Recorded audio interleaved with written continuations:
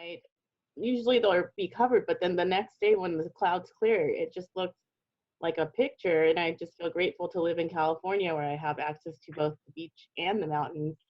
So it's just a wonder. Sometimes I'll be driving down the 10 freeway to see my parents, and I'll just look over and there's this big, beautiful mountain, and it's covered in snow, but it's down here at the base level, it's nice and warm and it's sunny.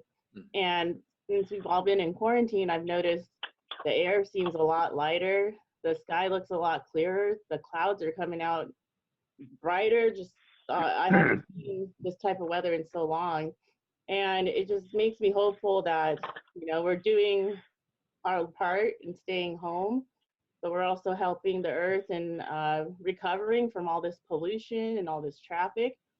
And that's how I get inspired, is just by, even though we're in a situation where we're not working or we're working from home, it's just a light at the end of the tunnel that, hey, we'll get through this.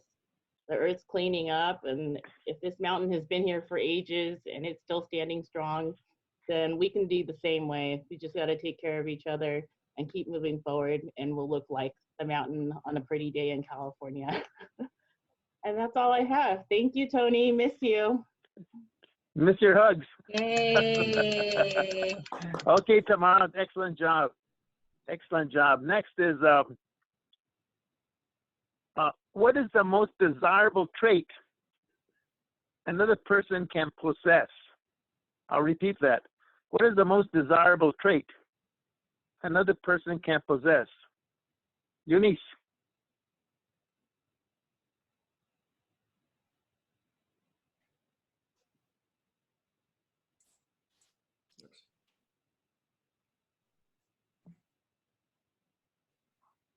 That is a very great question, Tony. What is one of the most desirable traits that a person can have?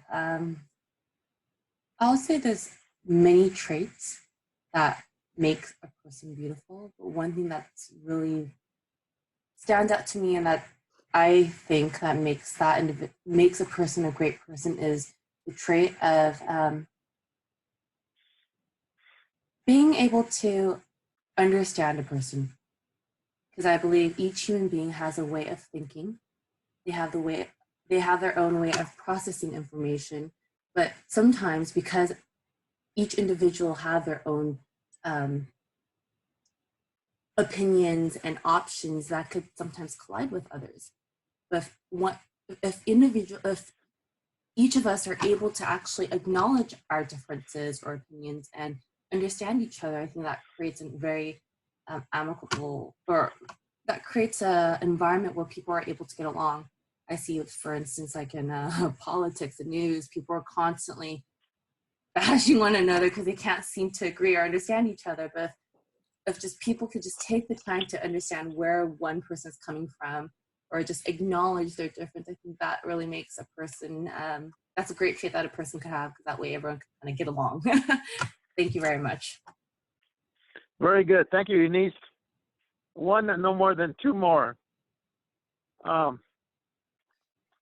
What do you want most? What do you want most?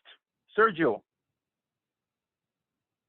Hey, Tony, thank you for that question. What do I want most? I want a great job, first of all, Bert. That was a great speech. And I would say I want to be a leader.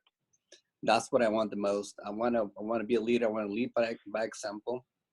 I don't want to tell people what to do. I want to show people what to do. I have a kid who's 12 years old right now. And for me, leadership is crucial.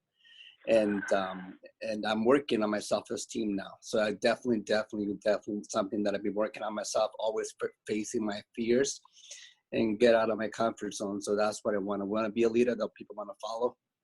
And it's a long way to go, and something that I've been working on. And that's the reason I'm here. I'm here with this with you guys, and I'm learning every day. And I put myself in positions so I can keep learning, keep running towards the fires, like someone said, and always be comfortable being uncomfortable. So that's what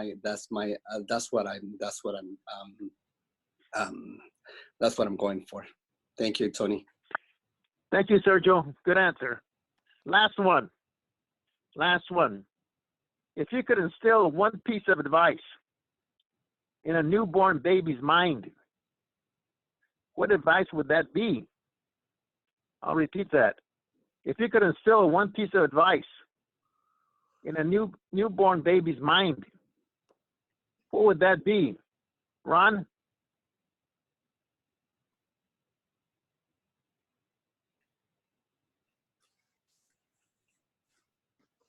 You're muted, Ron.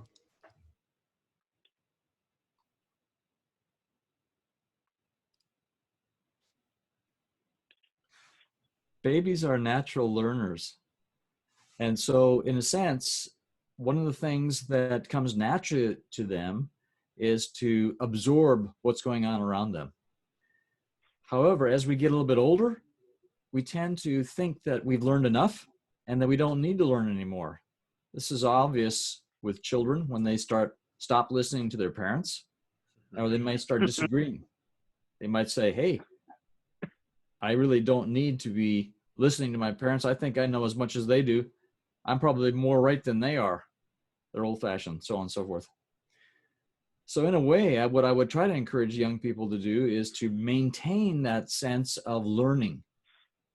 There's going to be time in the future when perhaps we can transition to the role of a teacher, especially if someone says to me or anyone else, hey, can you please tell me how it is that you succeed in this way or that way? Maybe it's a sport, maybe it's this other skill, maybe it's a piece of knowledge.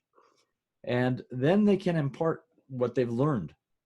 But the older that they become, the more insight they have. And so it's, in a sense, this is helpful. But so often we tend to become a little bit self-enamored, aggrandizement, to where we think we know it all, or we know, and we're going to teach others and lead them down a trail that perhaps is not the right way, or to block learning. This is bad. So maintaining the spirit of humility to learn and to grow and to take separate the wheat from the chaff, that's what I would recommend for all young people. Great answer, Ron. Thank you very much. At this point in time, can you hear me? Yes. At this point in time, pass your votes to Bao. Was that right?